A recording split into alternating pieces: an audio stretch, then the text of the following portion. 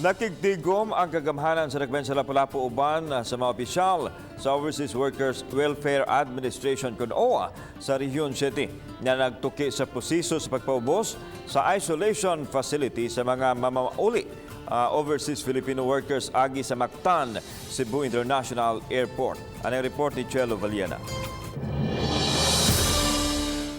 Usa sa gituki sa tigom sa OWA uban kang Mayor Jonard Ahong Chan ug OIC Director May Codilla mao ang mandatory 14-day quarantine sa mga returning overseas Filipinos ug sa overseas Filipino workers. Sa 14-day quarantine protocol nga gimando sa Interagency Task Force aron masiguro nga ang OFW ug ROF way dalang kagaw sa COVID-19.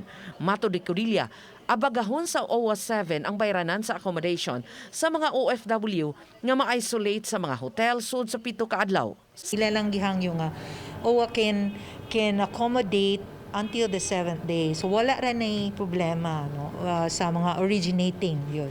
Samtang gitata usab ni Codilla nga adunay igong gahin ang OWA 7 tungod kay ang ibayad sa mga hotel diin gi-isolate ang mga OFW nalakip man sa Bayanihan 1 ug Bayanihan 2.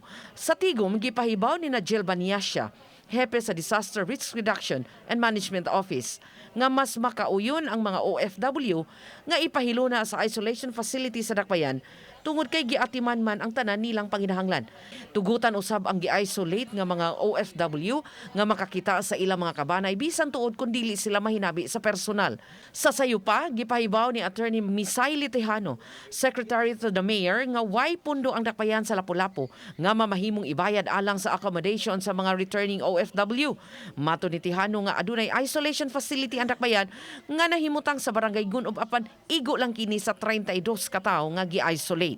Actually, sir, ang city mangita po gid og pondo kung kaya ba namo nga kami ang mubayad for the 5 days nga ilahang isolation. Uban ni Cleofer Lumayag, Chelo Valiana, Balitang Bisdak.